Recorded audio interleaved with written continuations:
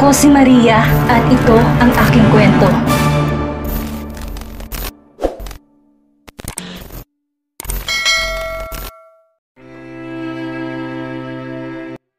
Ferlita's POV. Di ko mapigilang mapananok habang nakapalibot ang matipunong braso ni Jeremy sa bewang ko. Gusto kong iiwas sa mga mata ko dahil di ko matagalan ang titig niya, pero hindi ko magawa. Naalala kong biglang pamilyar na pakiramdam na umiikot sa aking sikmura. Mga alaalang noon na magkasama kaming dalawa. Alaala ng pakiramdam sa tuwing magkakadikit ang aming balat. Pamilyar na pakiramdam na hindi pa dapat maalala pa. Pakiramdam na hindi na dapat balikan. Ganito ang spark na naramdaman ko noon sa tuwing magkasama kami. Gusto kong kutusan ang sarili ko. Ano ba itong iniisip ko? Bakit bigla akong iisipin ng mga masaya ngunit mapait na alaalang yon? Bakit? Ako ang unang nag-iwas ng tingin. Ayoko ng gantong pakiramdam. Hindi bago, ngunit delikado. Kailangan kong isipin ang aking puso. Hindi po pwedeng hayaan kong mahipnotismo akong mulay na maganda niyang mga mata. Kailangan kong itatak sa aking isip na ang lalaking kaharap ko may asawa na. Nanlaki ang aking mata nang buhatin niya ako. Jeremy, put me down. Ano ba? Di ba ko kailangan buhatin? Aray! Halos mapang ako sa sakit nang muling kumirot ang tiyan ko. Sa sobrang sakit, nangihina ako. I said, put me down. Sinubukan ko pang magpumigla, subalit di ko na kayang gumalaw. Na makita niya ang kalagayan ko, inasikan niya ako.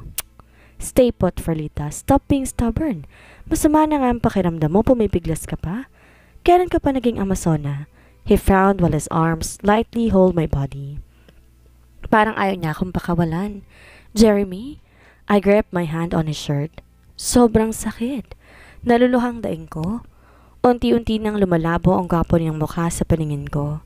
I'll take you to the hospital, so hang on, Ferlita, he said. He was calm but I could sense his genuine care for me. Tumitig ako sa mukha niya. Bigla akong naalalang nakaraan naming dalawa. I still remember the same reaction from him when I had a minor accident back then. He cared but it wasn't easy to see. After all, he is Jeremy, a cold and emotionless person who is hard to read. Pumikit ako. Di ko na kayang sakit. Sa ngayon, naasa na muna ako kay Jeremy. Sana pagising ko maayos ng pakiramdam ko. Naramdaman ko ang mainit na bagay na pumipisil sa aking kamay. Pagilid ko, tumambad sa akin ang puting kapaligiran. Mukhang nasa ospital na ako. Ganun na lang ang panlalaki na mata ko na makita na hawak na ni Jeremy ang kamay ko. Bitiwan mo nga ako. Ang usapan, dalhin mo ako sa ospital. Hindi ko sinabing hawakan mo rin ang kamay ko. Tsaka bakit nandito ka pa? Mabuti pa umalis ka na. Taboy ko sa kanya habang hawak ang kamay ko na kanina ay hawak niya. Pakiramdam ko na iwan ang init ng palad niya rito. His face darkened. You want me to leave without asking you if you're okay? I was goddamn worried about you, Ferlita. Hayaan mo naman na akong mag-alala para sa'yo. Pareho kaming bumaling sa pinto nang may doktor na pumasok. Nang makilala na matandang lalaki sa Jeremy, nagbigay galang ito at yumuko. What's your condition, Doc? Jeremy asked in an authoritative tone. Di ko mapigilang makadama ng inis. Kung magtanong ang lalaking to, parang ito ang guardian ko. Batay sa kanyang resulta, nagkaroon lang siya ng indigestion. Kailangan lang niyang inumin ang reseta sa kanyang gamot at maaari na siyang umuwi. Yumuko ako ng ulo para itago ang namumula kong mukha. Nakakahiya.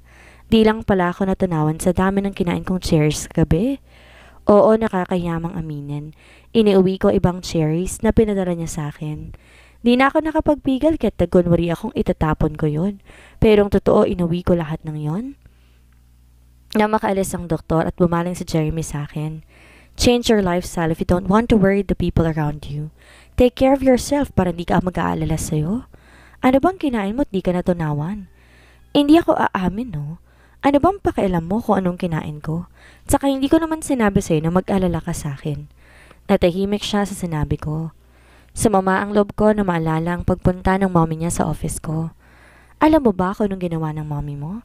She went on my office. She threatened me to stay away from you. Mapait kong sambit. Di ko mapigilang tingnan siya nang may hinanakit. Bakit kailangan ako pang pagsabihan ng ganon? Ikaw naman tong lapit ng lapit sa amin ng anak ko. Bakit kung insultuhin niya ako parang basura? Noon pa man ramdam ko hindi ako gusto ng ginang. Masakit man pero tiniis ko dahil mahal ko sa Jeremy noon. Nagbulag-bulagan ako at nilunok ang mapangmatang tingin niya. Kahit damang-dama ko, sukang-suka siya na makita ko noon. I didn't know, he said. Bakit kasi hindi mo na lang kami tigilan, Jeremy? Ano ba ang rason? Bakit ginugulo mo kami? Ferlita, shit you. I burst out. Stop calling my name for fuck's sake. Di ko na malayan umiiyak na pala ako. Halo-halo ang nararamdaman ko. Alam mo ba kung anong pakiramdam ng insultuhin ka kahit wala ka naman ginagawang masama? Bakit kasi hindi ka na lang lumayo sa amin? May asawa ka na, Jeremy. May asawa ka na. Habang binibigkas ko ang salitang yon, kumikirot ang dibdib ko. Hindi dapat ako magpa-apekto at masaktan. Pero bakit ganito? Bakit ang sakit-sakit? Nagmamakawa akong tumingin sa kanya. Huling pakiusap na to, Mr. Crawford. Stay away from us. Don't let your family ruin me and my daughter. Ayokong isang araw, yan naman ang balitang sumira ng pamilya mo. Huwag mo kaming hayaang madamay sa matahig mong kinalalagyan. My daughter doesn't deserve the pain I felt when you hurt me, Mr. Crawford. Walang karapatan ang sino man na iparana sa anak kong sakit at kahihiyan na pinadama sa akin noon kahit noon pa. May emosyong dumaan sa kanyang mata na hindi ko mabasa, ngunit saglit lamang yon. Dahil agad ding bumalik sa pagiging malamig ang kanyang ekspresyon. Parating na ang anak ko, umalis ka na. Ayokong maabutan kanya sa kwartong to. Taboy ko sa kanya habang pinipigilan ng aking luha. Iniwas ni Jeremy ang tingin. Namulsa siya at tumalikod sa akin. If I could only lessen the pain I've caused you, hindi ka siguro iiyak. Mapakla akong natawa. Dito magaling si Jeremy, ang maiyak at saktan ako. Tumingala ako at kusang rumaraga sa mga luha ko. Sa sobrang sakit, hindi sila maampad. Saktan mo na ako, paiyakin mo na ako. Pero hindi ako papayag na idamay mong anak ko. Umalis ka na. Di na kita gustong makita pa kahit kailan. Nang marinig ko ang pagsara ng pinto, saka ko pinakawalan ang luha na kanina ko pa pinipigilan. Para kung batang humahagulhol ng iyak. Bakit? Paulit-ulit kong tanong habang hinahampas na mahinang aking dibdib. Bakit mahal pa rin kita? Kahit 5 taon ang lumipas. Bakit mahal pa rin kita sa kabila ng pananakit mo sa akin? Bakit ikaw pa rin, Jeremy? Bakit ikaw pa rin? Sumandal sa Jeremy sa pader sa labas ng kwarto ni Ferlita. Tumingala siya at ilang beses bumuga ng hangin. Kung titingnan, mukha siyang kalmado sa harapan ng babae, pero kabaliktaran iyon ng tunay niyang nararamdaman. Na makita niyang paghihirap nito, ang hinanakit, ang galit para sa kanya, ay para siyang sinikmuraan. Sobrang laki ng impact na ginawa niya kay Ferlita. Damn! Napasabunot si Jeremy sa buhok niya. Kapag naalala niya ang luhaan nitong mukha, nasasaktan siya. Kailangan na talaga niyang ituwid ang pagkakamaling nagawa noon upang makabawi siya at mabuo ang pamilya nila. Nang tumunog ang cellphone ni Jeremy, agad niya tong sinagot. Ang driver niyang si Tom ang tumatawa. Hello, Sir Jeremy. Nakita ko si Ma'am Trixie, nasa ospital din siya. Mukhang sinundan niya tayo kanina, sir. Napamura si Jeremy. May hinala siya na may balak na naman ang babaeng yon ipahiya si Ferlita para makakuha ng simpatya mula sa iba. Nagmamadali, pinuntahan ni Jeremy sa admission desk si Trixie. Sang room nakakonfine si Ferlita Tuwazon? Tanong ng babae sa receptionist. Ouch! Jeremy, bitiwan mo nga ako? Reklamo nito nung hatake ng asawa palabas. Di pinansin ni Jeremy ang reklamo ng babae. Inatak niya to at sabi ni Tantong pinasok sa kanyang sasakyan. What are you doing here? Galit na tanong nito. Nakita ng kaibigan ko na may kasama kang babae. Papunta sa ospital na to kaya't nandito ako. Si Ferlita daw ang kasama mo. Anong gusto mong gawin ko? Magbulag-bulagan kahit lantaran mo na akong nilunoko? Asawa mo ko, Jeremy. Natural magalit ako dahil may kasama ibang asawa ko. Galit na litanya ni Trixie habang himas ang brasong nasaktan. Dahil sa Ferlita na yan, nagkakaganitong pagsasama nila. Mas lalo pang nanlamig si Jeremy sa kanya. Baka nakakalimutan mo, Jeremy. Sa mata ng Diyos at sa mata ng publiko, asawa mo ko. Tama si Mommy. Sa akin ka hanggat kasal tayong dalawa. Matapang pang saad ng babae. Napangisi siya nang di makapagsalita si Jeremy. Ang akala niya ay basta na lang kung papayag na hiwalayan niya. Hindi. Tumango si Jeremy. You're right, Trixie. Asawa pa nga kita, kaya ngayon itatama ko ng lahat. Malamig tong bumaling sa asawa. Let's get a divorce. Hindi ko na kaya maghintay pa ng 2 buwan. Maghiwalay na tayo? I will pay you for breaching our contract. Sawa na ako kakaakto mo na talagang mag-asawa tayo. Lahat pinanghihimasukan. Ang kaninang tapang sa mukha ni Trixie ay nawala. Nilapitan to ng pamumutla at takot. Jeremy, no. Please? Yumakap siya sa asawa. Subalit agad siya nitong itinulak. Minahal mo naman ako kahit papano, hindi ba? Bakit hindi mo subukan ulit? Jeremy, nagmamakaawa ko, huwag mo akong iiwan. Lumuluhang pagmamakaawa ni Olivia. Alam mo kung anong totoo, Trixie. Pinakasalan kita dahil ayokong masaktan si Ferlita at matali sa pamilya namin. Huwag kang umarte na parang hindi contract marriage ang kasal nating dalawa. Pinabayaan kitang umakto na parang asawa ko sa harapan ng magulang ko kahit nakakasakal ka na. Inayaan kitang palabasin na masama ako para makakuha ka ng simpatya sa kanila. Let's get divorced. Ayoko nang patagalin pa to. 5 taon na pagdurusa sa Jeremy. Ni minsan hindi siya naging masaya. Nabuhay siya sa loob ng 5 taon na puro lungkot. Panahon na upang sumaya siya at itama ng lahat. Tumalim ang mata ni Trixie. Pagkatapos mo akong gamitin upang hindi siya masaktan, itatapon mo lang ako na parang basura. Ako ang nasa tabi mo nung kailangan mo siya, Jeremy. Ako at hindi siya. Malakas sinampas ni Jeremy ang manibela sa galit. Ikaw ang nandyan dahil wala siyang alam. Tsaka ano ba ang ginawa mo bukod sa pagiging asawa ko sa papel at panglulustay ng pera ko? Wala, Trixie. Wala. We both agreed to get married because we have a reason. Pareho tayong nakinabang. Trixie, huwag mong kakalimutan na hindi totoo ang lahat na namagitan sa ating dalawa sa loob ng 5 taon. Tumulo ang luha ni Trixie sa sakit. Daman niya sa boses ni Jeremy na buo na ang desisyon nito. Paano naman ako? Mahal pa rin kita, Jeremy. Tumiim lamang ang bagang nito. I'm sorry pero hindi kita kayang mahalin. Walang kasing lamig ang boses ni Jeremy. Nanoot ang lamig noon hanggang sa kaibuturan ng puso ni Trixie. Gusto niyang sumigaw sa sobrang sakit. Gusto niyang magwala. Hindi ako papayag. Hindi. Napunta lamang lahat sa wala. Akala niya magagawa siyang mahalin ni Jeremy sa loob na 5 taon, pero mali siya. Let's get divorced. I will pay you 1 billion pesos. Siguro sapat na yon para pumirma ka sa divorce paper nating dalawa? Kumuyom ang kamao ni Trixie. Kung sabihin niya ni Jeremy para nakikipag-negotiate lamang to sa isang business deal. Ang sakit. Ang sakit-sakit. 1 billion, napakalaking halaga. Saglit na nag-isip si Trixie. Kung tatapusin nila ang contract 2 buwan mula ngayon, 200 million lang makukuha niya. Subalit inaalok siya ngayon ni Jeremy ng 1 bilyon kapalit ng kalayaan nito. Ganon ba kagusto ng lalaking hiwalayan siya? Kumalat ang pait sa panlasa ni Trixie. Kumalat ang luha sa kanyang pisngi. Kung minahal lamang sana siya ni Jeremy, mas malaki pa ang makukuha niya. Magiging reyna siya habang buhay.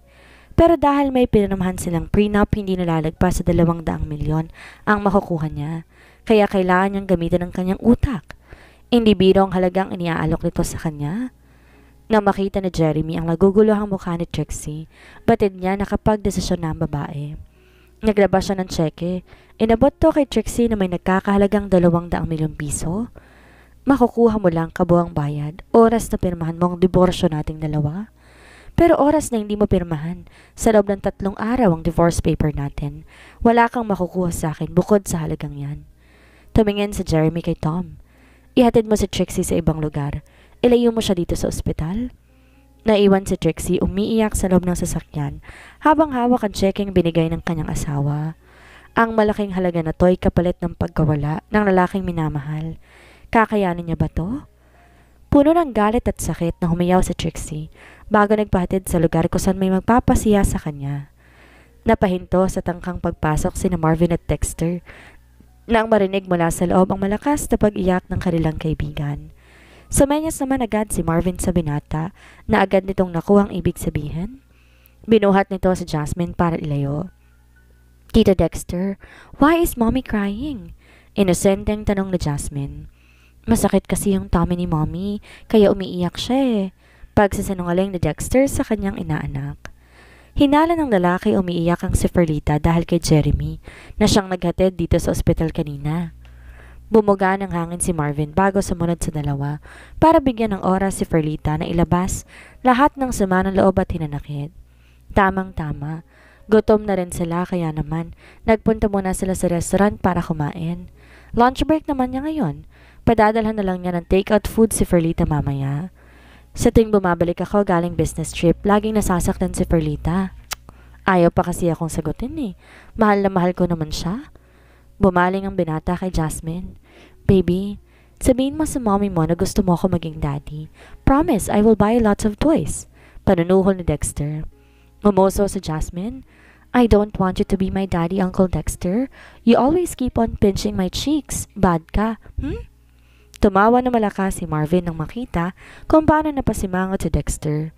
Ayan kasi, lagi mong pinanggigigilan. Ay natuloy sa'yo ng prinsesa namin. Tsaka magbago ka muna. Tigilan mo muna ang pagiging babaero mo bago ka maghanap ng babae mo. Mukhang kahit poste, papatulan mo basta nakapalda. Pwe? Humit-hit muna ng sigarilyo si Trixie bago bumuga ng usok. Oh, that's it. Habang walang haba siya sa pag-ungol, habang pinapaligay ni Roderick, kapwa niya artista, ang kalaguyo niya. Ito ang tumutugon sa pangailangan niya na hindi kayang ibigay ni Jeremy sa kanya. Pagkatapos ng mainit na pagtatalik, sumandal ang dalawa sa headboard ng kama, kapwa hinihingal pa. Anong plano mo ngayong gusto ka na niyang hiwalayan? Akala ko ba magagawa mong paibigin siya? Mukhang wala ka naman palang mapapala sa asawa mo. Di ka niya kayang paligayahin, hindi ka pa makuhang mahalin. Tumalim ang mata ni Trixie sa ginawang pangutyan ng lalaki. Nakuha mo pang tumawa? Baka nalilimutan mo. Kung wala akong makukuha, wala ka ring makukuha mula sa akin. Baka nakakalimutan mong dahil sa paggamit ko ng apelidong Crawford, may nakukuha kang mga projects. Walang pakialam na tumayo ang lalaki. Di alintanang kahubdan sa harapan ni Trixie. Huwag mo akong sumbatan, Trixie. Huwag mo rin kalimutan na wala akong utang na loob sa'yo. Pinapaligaya kita kapalit ng pakinabang na natatanggap ko sa'yo. Ngumisi ang lalaki. Malaswang tinignan si Trixie. Sobra-sobra pa nga ginagawa ko para paligayahin ka. Anito sabay halakak. Bumuga muli ng usok si Trixie. Kung nagawa ko lang sanang palabasin na may nangyari sa amin dalawa, madali na lang ang pagbubuntis. Mahahawakan ko si Jeremy sa leeg, pero maingat siya. Kahit anong plano ng mommy niya, hindi nagtatagumpay. Kasalanan to ni Ferlita. Dahil sa kanya, di ko magawang mahalin si Jeremy. Saan ka pupunta? Tanong ni Roderick nang tumayo si Trixie at nagbihes. Sa Crawford Mansion. Kailangan ko tong sabihin kay mommy. Baka sakaling matulungan niya ako. Di ka ba nagtataka? Ang bait ng bayanan mo. Ano bang pinakain mo sa matandang yun? Tumatawang tanong ng lalaki. Talagang madali lang pasakayan na mag-asawang yun sa pag-arte ko. Tsaka magkakasundo talaga kami ni mommy dahil parehong ugali naming dalawa. Nagpalag si Trixie ng tseke sa tokador. Diba, gusto mong bumili ng kotse? Eto, 5 milyon. Magkita tayo bukas o mamaya. Ngumisi pa ang lalaki bago lumabas si Trixie ng hotel room. Trixie, bakit umiiyak ka na naman? Nag-aalalang tanong ni Victoria nang dumating si Trixie luhaan ng mukha. Sinadyata ng babae upang makakuha ng awa mula sa matanda. Don't tell me si Jeremy na naman ang dahilan. Mommy, hindi na aabot ang 2 buwan sa pagsasama namin. He wants to divorce me ASAP at wala akong mapagpipilian. Inakay ng ginang ang manugang hanggang makarating sila ng sala. Kumuha ka ng tubig, manang. Utos ni Victoria sa matandang kasambahay. Nang dumating to, agad niyang pinainom ng tubig si Trixie. Sabihin mo, bakit wala kang magagawa, Trixie? Madali lang ang solusyon sa problema mo. Magpabuntis ka para mahawakan sa legang anak ko. Pero malabo nang mangyari yan, mommy. Di ako gustong kasipin ni Jeremy. Ayaw niya sa akin. Pinandidirihan niya ako. Samantalang wala akong ginawa kundi mahalin siya ng tapat. Di ko na alam saan pa ako lulugar. Nasasaktan na ako, mommy. Hinaplos ni Victoria sa likuran si Trixie upang aluin. Nakikita na matanda, sobrang nasasaktan na manugang. Bueno, wala na tayong magagawa kung di ka magbuntis. Hindi natin mapipilit ang anak ko tungkol sa bagay na yan. Di makapaniwalang tumingin si Trixie sa biyanan. Gano'n na lang yan, mommy. Hindi mo ako tutulungan, paano ako? Kala ko ba ayaw mo magkahiwalay kami ni Jeremy? Iha, wala tayong magagawa sa hiwalayan ninyong dalawa. Kung di ka pumirma ng 5 years contract marriage sa kanya, baka may magawa pa tayo. Hindi rin natin nagawang matali siya sa'yo dahil hindi ka naman nabubuntis. Ani Victoria. Maging masaya ka na lang. Dahil oras na maghiwalay kayo, malaki ang makukuha mo kay Jeremy dahil mag-asawa kayong dalawa. Mommy? Napamaang si Trixie sa ginang. Ito mismo ang nag-ungkat na malaking pera na maaari niyang makuha sa sarili nitong anak. Ganito ba siya kagusto ng ginang? Kaya maski maghiwalay sila ni Jeremy, ay gusto nitong meron siyang makuha? Pero may prenup kaming pinirmahan ni Jeremy, Mommy. 200,000,000 lang makukuha ko sa kanya pagkatapos ng contract namin dalawa. Makakakuha lamang ko ng 1 billion kung paagahin namin ang diborsyo namin dalawa. Ang ngiti sa labi ni Victoria, dagling nawala nang marinig ang sinabi ni Trixie. Namumula ang mukha nito sa galit na tumayo. Anong ibig mong sabihin? Na kahit sa kalahati ng yaman wala kang makukuha? Napakatanga mo, Trixie. Hawak mo na, pinakawalan mo pa. Tonta. Nabigla si Trixie sa pagsigaw ni Victoria sa galit. Ngayon lamang siya nakatanggap ng paninigaw mula sa matanda sa loob ng ilang taon nilang pagkakakilala. Sanay siyang malambing, mainahon to kung makipag-usap sa kanya. Subalit ngayon parang gusto siya nitong saktan sa galit. Ako tong walang matatanggap pero bakit parang galit siya? Hindi niya maintindihan. Palakad-lakad si Victoria, kagat-kagat ang kuko na hindi mapalagay. Sapat na sanang kalahati, magkahiwalay man kayong dalawa. Bonus na lang kung mapapasaya siya. Galit na tumingin ito kay Trixie. Hindi ka nag-iisip? Kung magkakahiwalay kayong dalawa, paano nang pinaghirapan kong tulungan ka na makuha ang lahat ng gusto mo? Paano na? Masyadong tuso si Jeremy. Matalino ito dahil nagawang ingatan ang kayamanan na hindi ni Victoria nalalaman. Mukhang di mo ako matutulungan, Mommy. Malungkot na yumuko si Trixie. Tanggap na ang sitwasyon. Tatanggapin ko ang 1 bilyon. Pipirma ko at makikipag-divorce na sa kanya.